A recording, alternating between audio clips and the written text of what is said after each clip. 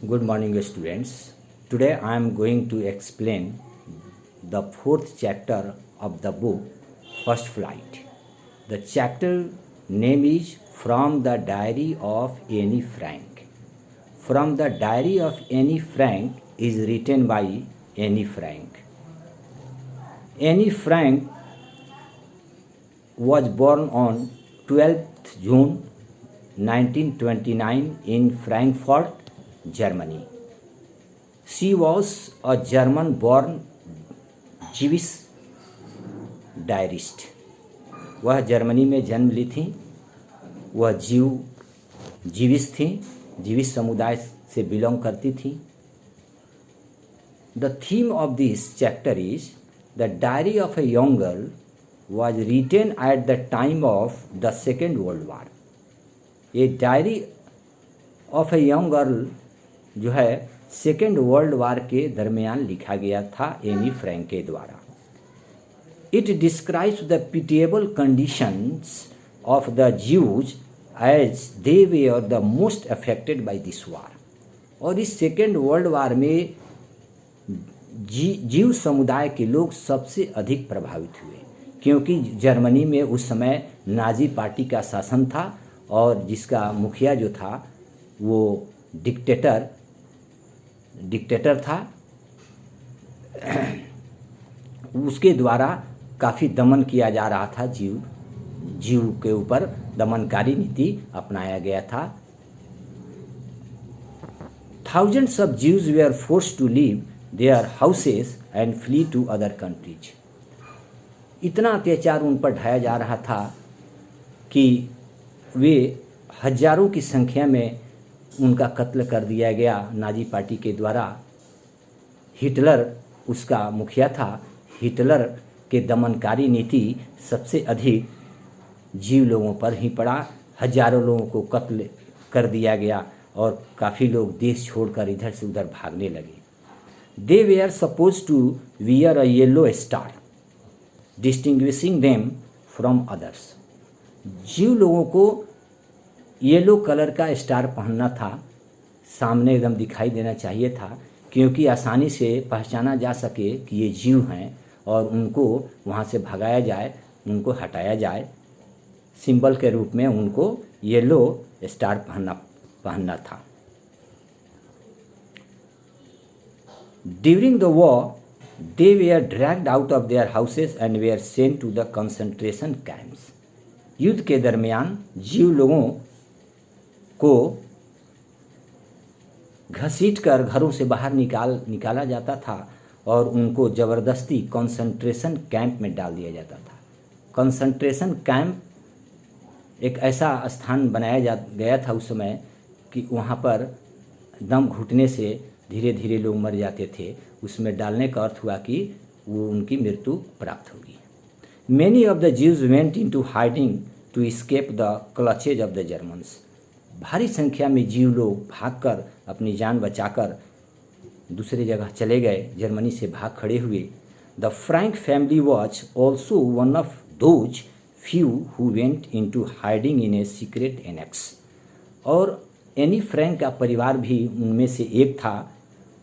ये भी जीव थे, इसलिए इनको भी छुपकर एक सीक्रेट एनेक्स में, एक बिल्डिंग था एनेक्स, जिसमें इसके फादर वर्क करते थे एनी फ्रैंक के, उसमें जान बचाने के लिए इनको छुपना पड़ा इन लोगों को, इनके परिवार के सभी लोगों को। The entries of the sounds of guns, sirens and airplanes continue to create an image of the war scene in front of the readers eyes. और ये रीडर एनी फ्रैंक, ये रीडर के आँखों के सामने ये दर्शाया गया है कि किस तरह से भयावह स्थिति थी उस समय। सेकेंड वर्ल्ड वार के समय में गाड़ियाँ, गनर्स जो थे सड़कों पर मार्च करते थे, हवाई जहाज़ और एरोप्लेन्स, फाइटर जेट प्लेन्स उड़ान भरते थे और भारी बमबारी होती थी और भारी संख्या में लोगों की जान माल की क्षति हो रही थी। दस the main theme of the novel is the horrors of war faced by the Jews at that time. इस डायरी का मुख्य बिंदु यही है कि उस सेकेंड वर्ल्ड वार में कितनी भयावह स्थिति थी, मुश्किल स्थिति थी जीव लोगों के समय क्या भयानक स्थिति उनके सामने थी जान बचाने की, ये इसमें दर्शाया गया है। Now I am going to explain the summary of this chapter. This chapter is a part of Anne Frank's diary. ये चैप्टर एनी फ्रैंक के द्वारा एक डायरी लिखी गई थी, डायरी ऑफ एनी फ्रैंक नाम का एक बुक था, डायरी जिसको हम कहते हैं, उसी का एक पार्ट इसमें दिया गया है। वह एक नॉवेल है, लेकिन नॉवेल के रूप में नहीं, एक चैप्टर के रूप में उसका एक पार्ट इसमें दिया गया है। Here she tells about the early days of her life. Any Frank ने अपने जीवन के शुरुआती दौर की बातें इसमें लिखी है डायरी में। She says that she decided to start writing a diary because she did not have a friend. शुरुआत में यह बताती हैं एनी फ्रैंक कि मुझे डायरी लिखने की क्यों आवश्यकता पड़ी, क्योंकि उस समय एनी फ्रैंक का कोई अच्छा दोस्त नहीं था, कोई फ्रेंड नहीं था, और डायरी को जिनके सामने वो अपने दिल की बातों को, मन की बातों को प्रकट कर सके, इसलिए उन्हें डायरी का सहारा लेना पड़ा एनी फ्रैंक को, और अपने दिल और मन की बातों को उस डायरी में वो लिखती चली गई, नोट करती गई। She had a sister 3 years older to her. उनकी एक बहन थी जो इनसे 3 साल बड़ी थी। She lived in Frankfurt until she was 4। और ये फ्रैंकफर्ट में रहती थी एनी फ्रैंक, उस समय 4 साल की इसकी उम्र थी। Her father immigrated to Holland in 1939। और इसके पिता जो थे हॉलैंड शिफ्ट कर गए थे 1933 में, हॉलैंड चले गए थे, वहीं पर अब जॉब करते थे।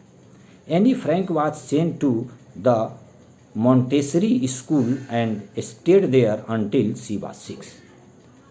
वहाँ पर एनी फ्रैंक का एडमिशन मॉन्टेसरी स्कूल में कराया गया। 6 साल की उम्र तक उसमें उन्होंने पढ़ाई की। She started going to school in the first form. पहले फर्स्ट फॉर्म में वह शुरू करती हैं स्कूल। When Annie was in the 6th form में, जब 6th क्लास में पहुंचती है, her teacher was Mrs Kuipers the headmistress. उस समय उस स्कूल की हेड मिस्ट्रेस मिसेज कुपरस थी। Both had a great love for each other. और हेड मिस्ट्रेस और एनी के बीच काफ़ी प्यार था, दोनों एक दूसरे को लाइक करते थे। Anne had no one in whom she could confide the feeling of her heart। Anne के पास उस वक्त कोई ऐसा व्यक्ति नहीं था, कोई दोस्त नहीं था जिसके सामने अपने दिल की बातों को का उजागर कर सके, बता सके। So she decided to make her diary her friend. इसलिए डायरी को अपने दोस्त के रूप में उन्होंने बनाया कि मेरा दोस्त अब डायरी रहे, इसी को मैं अपने दिल की बातों को इसी में लिखूंगी। She called it kitty. Diary का नाम दिया था उन्होंने किट्टी।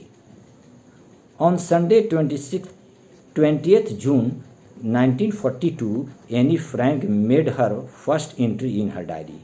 वह 20 जून 1942 को पहली बार डायरी उन्होंने लिखना शुरू किया।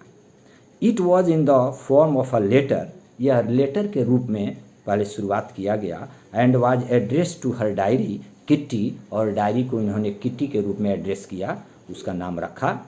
Any describes her experiences with her mathematics teacher mister Keesing. इसमें उन्होंने अपने मैथमेटिक्स टीचर मिस्टर किसिंग थे, उनके बारे में विस्तार से उन्होंने चर्चा किया है। एनी फ्रैंक ने उसमें उनके बारे में ये लिखी हैं। Any rights that one day mister Keesing punished her for talking in the class. उन्होंने लिखा है कि मैथमेटिक्स टीचर किसिंग जो थे, क्लास में अधिक बात करने के लिए इनको पनिशमेंट दिए। ये काफ़ी बात करती थी एनी फ्रैंक अपने दोस्तों के साथ क्लासरूम में, इसलिए उनको बड़ा गुस्सा आता था, इसलिए वो पनिशमेंट इसको दिए थे। He gave her extra homework. इसको एक्स्ट्रा होमवर्क पनिशमेंट के रूप में दिया गया। सबको कम था, लेकिन इसको होमवर्क अधिक दिया गया कि नहीं, तुमको अधिक होमवर्क करके आना है, ये तुम्हारे लिए पनिशमेंट है। He asked her to write an essay on a chatterbox. उन्होंने कहा कि ये चैटर बॉक्स नाम टाइटल पर तुम्हें एसे लिख कर लाना है। Any wrote it. एनी ने चैटर बॉक्स पर एसे लिखा। But she again talk in the classroom. लेकिन फिर क्लास में बात कर रही थी, जो पढ़ाते थे जो बात करती थी। Now Mr Keesing asked her to write an essay on an incorrigible chatterbox. अब उन्होंने कहा कि अब तुमको पनिशमेंट के रूप में इनकॉरिजेबल चैटर बॉक्स पर एसे लिख कर लाना है। Mr Keesing liked the essay written by Anne Frank. Anne Frank ने लिखा और एसे पढ़कर बहुत उनको अच्छा लगा, क्योंकि उसमें वो लिखी थी कि ये काफ़ी मेरे लिए मुश्किल हालात हैं, हो सकता है एक दिन पनिशमेंट के रूप में हमें होमवर्क देते देते मार दिया जाए, होमवर्क देते देते मैं मर जाऊं। उनको बहुत लगा कि ये हर्ट किया है, इसको काफ़ी दर्द पहुंचा है एनी को। But any could not give up the habit of talking in the class. Punishment के बावजूद भी एनी क्लासरूम में बात करना नहीं छोड़ी, वो बात करती रही। उस बातों नहीं थी, उसको आदत हो गई थी बात करने की। So as a punishment Mr Keesing asked her to write an essay on an unusual title quack quack quack said mistress chatterbox. तो फिर उन्होंने एक एसे दिया इसको लिखने के लिए पनिशमेंट के रूप में। उसका नाम था, टाइटल था quack quack quack said mistress chatterbox पर लिखने के लिए इसे दिया गया तीसरी बार, third time. Annie wrote this essay in the form of a poem. इस एसे को उन्होंने पोएम के रूप में लिख दिया। यानी फ्रैंक काफ़ी होनहार और इंटेलिजेंट थी, वो इस टॉपिक पर भी उन्होंने बड़ा शानदार एसे उन्होंने लिखा। It was about a mother dog and the father swan. ये मदर डक और फादर स्वान के बारे में इसमें उन्होंने लिखा, एनी फ्रैंक ने के द्वारा लिखा गया। The father beated 3 ducklings to death because they quacked too much. इसमें इन्होंने ऐसे में यह लिखा यानी फ्रैंक ने कि फादर जो थे खूब पिटाई किए, डकलिंग्स 3 बच्चे थे उसके, उन तीनों बच्चों को खूब पिटाई किए इसलिए कि वे ज़्यादा शोर मचाते थे, बार बार बोलते रहते थे। ये जिस प्रकार क्लास में बोलती रहती थी, उन्हें दिखाया है इसमें कि उस फादर ने, डकलिंग के पिता ने उन लोगों को बहुत पिटाई किए और पीटते पीटते मार डाले उन लोगों को, क्योंकि वो लोग हमेशा शोर मचाते रहती थी। It was a satire on mister Keesing पर यह व्यंग्यात्मक ये स्वरूप था, व्यंग था कि इसी तरह हमको मिस्टर किसिंग मारना चाहते हैं। But he took the joke in the right way. लेकिन बीच में जोक भी उन्होंने किया, एनी फ्रैंक ने मिस्टर किसिंग जोक क्लास में पढ़कर एक जोक मजाक में इसको लिए कि नहीं बिल्कुल हर्ट हो गई है, इसको बहुत बुरा लगा है। He read the poem to Annie's class, और एनी के क्लास में उसके पोएम को पढ़ने लगे। देखो कितनी शानदार पोएम लिखी है any, and other class also, और दूसरे क्लास में भी उन्होंने पढ़कर सुनाया इस पोएम को। He allowed Annie to talk in the class. उसके बाद से कहा उन्होंने, टीचर ने कहा कि ठीक है अब तुम बात करो क्लासरूम में, अब मैं तुम्हें पनिशमेंट नहीं दूंगा। And never again gave her extra homework. उसके बाद पनिशमेंट के रूप में कोई एक्स्ट्रा होमवर्क उसको नहीं देते थे। The chapter is completed. Thank you.